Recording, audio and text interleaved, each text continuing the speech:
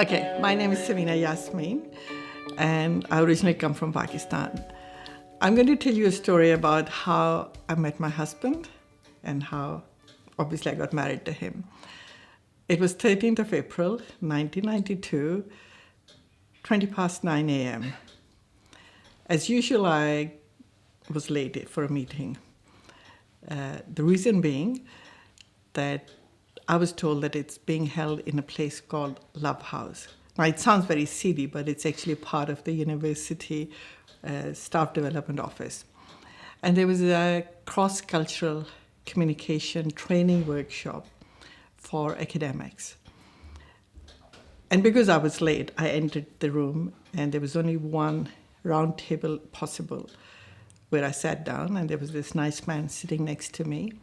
And the discussion was going on about how do academics talk to students, postgrads, across cultural barriers. So it went on, and then they said, any questions? So I said, yeah, I have a question. I've got a student from Pakistan, and he's driving me mad. And if I don't learn how to deal with him, I'll have a heart attack. So they all laughed, and they thought, it's a cross-cultural communication. You're from Pakistan, he's from Pakistan, what's going on?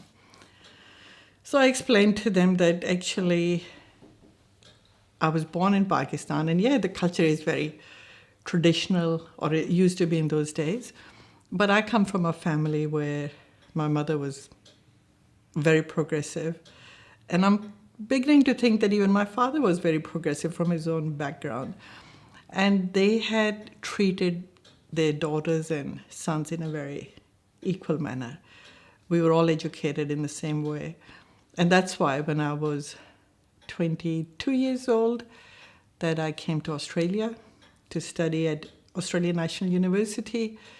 And I'd been studying, and then I'd come to Perth in 1988 after doing my PhD from University of Tasmania and being based at ANU. And I explained to them that, my background probably is such that I don't know how to deal with this student who wants to put me in a mold of being submissive woman, not a supervisor. So anyway, the discussion went on. Then there was tea break. And I love tea. All these people, they were standing around me and they were asking me questions. I think they found it very funny that a woman from Pakistan is in a cross-cultural communication workshop for a Pakistani student. So this guy who was next to me in that round table, he stood there smiling, and he got me a cup of tea. And I thought, wow, this guy is really good. I didn't even ask him to give me a cup of tea, and he's brought it for me. So I thought, it's worth befriending. So we became friends. So I still remember he said, we'll meet up, have lunch together. So we go, and there used to be a Greek cafe, Cafe Neon. So we went there for lunch, and I sat there, and I talk a lot. I always talked a lot, but for a little while when I came to Australia, I was very quiet. I thought I didn't understand the language, even though I spoke English. And so I was very sort of submissive for a few weeks. But by this time, I was back in my usual form. So there was this guy who wasn't talking. And I'm thinking, gee, he's so shy. I really have to make an effort and get this guy to open up. So we talked. And he talked, and we became friends. And we were friends for a year. And until one day, and again, it was 12th of November, 1992. See, I remember the dates. That I suddenly thought, I think I'm in love with this guy. And it was really strange because I think, you might think it's funny, but I had a history of falling in love with people. My friends used to say that I had a 6-month cycle. 2 months I'd be chased by these guys, whosoever that was. 2 months I'd say, okay, guy's worth sort of having some romantic affiliation with. And then they'll give me the flick. And then I'll spend the next 2 months crying. And then 6 months would be over, and I'll fall in love with another guy. So that was, my system was used to it. But this is while I was doing my PhD. But even after doing my PhD, when I was teaching, I had started teaching at UWA in 1988, 2nd of May. So I was pretty okay with this. But then this 12th of November 1992, I think I'm in love with this guy. And I feel sick. I physically feel sick. And I don't know what to do with this. And I'm thinking, that's a problem. He's married. And, really not good.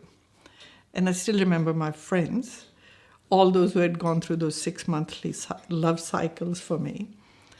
They took me for another coffee shop and sat me down and said, please, Samina, get over it.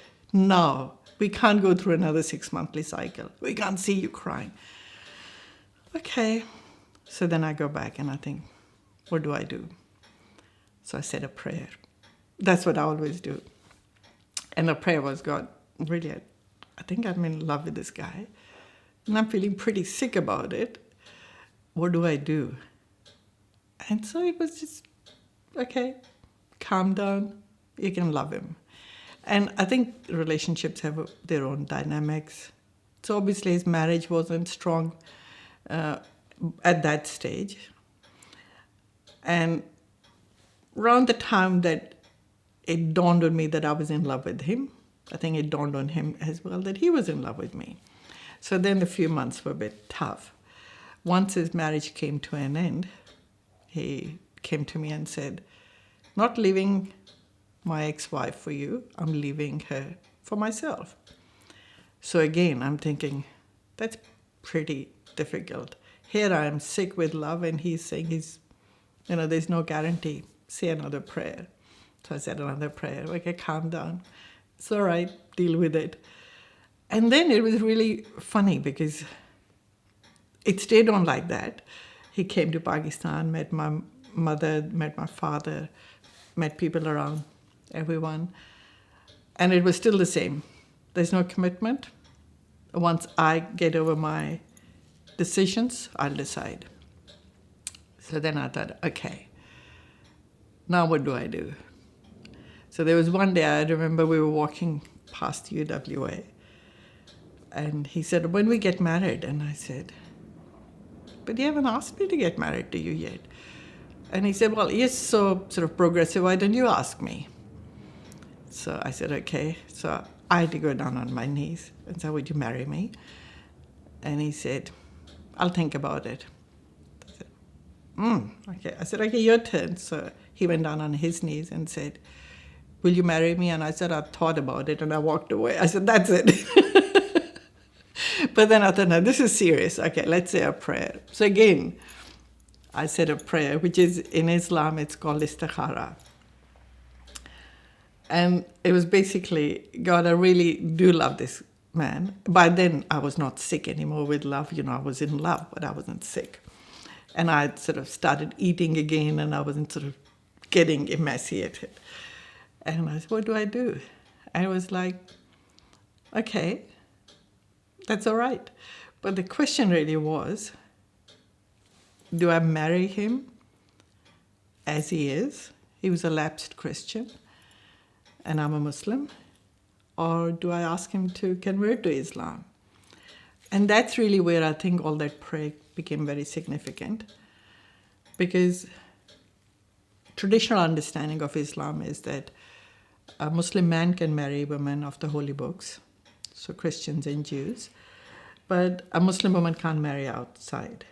So the man has to convert to Islam. And I think it's got a logic that you want to ensure that the community of Muslims follows relatively similar ideas. So it's not that other Muslim women haven't married outside, but it was my question to God and saying, what do I do?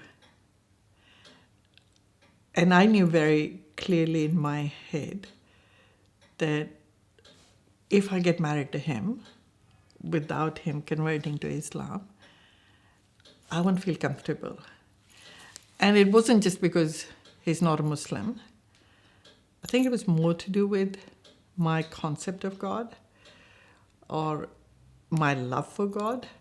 And again, it might sort of seem very mushy. But I was brought up in a family where, as I said, my mom was very progressive. But she loved poetry. She loved art. She loved literature. But she was a very Sufi kind of a Muslim. So you could do anything as long as your love for God guided you. So I think that's really where I had learned what it means to love God. So not that I'm the perfect sort of good Muslim woman. We all make mistakes. But my question was, for me to get married to a person who is not a Muslim, would I be able to live with myself and think that my love for God still stays supreme compared to any other love? And I think after that prayer that I said, I got to the point where I thought, if I compromise on my love for God, which is the basis of my total being, would I not put myself in a position where I will be open to compromising my love for anyone else? So for James, but also for my love for my parents, for my rest of the family, for the place I live in, for everyone I come in contact with. What kind of a human being would I think I am and feel that I am? And that's really where that prayer was very important. As it happens, he wrote to my parents. Again, I wanted to make sure it was all formal. Even though everyone knew in the family that I was in love with him, but still he had to write to my dad, and he said, yep, if you convert to Islam, we're okay with that. And then in November 1994, we got married, 4th of November, outside in front of the swimming pool in our place. At some stage, I got across this idea that there is a whole structure in Islam of seeking guidance from God. So just as we go to friends and colleagues and counselors, the best guide is God. So I learned that if I really want to make a decision, I'll go to the best source and say, do I do this or not? So I got into doing istikhara. Now, I don't know what traditional religious scholars would say about that, but I've done istikhara for everything that I really think I need to make a decision. And so, touch wood, I'm happy ever since. And I'm glad, because I think if it wasn't for that clarity in myself, probably I would have made mistakes, but I didn't. In this case, I didn't, so I'm very happy with this.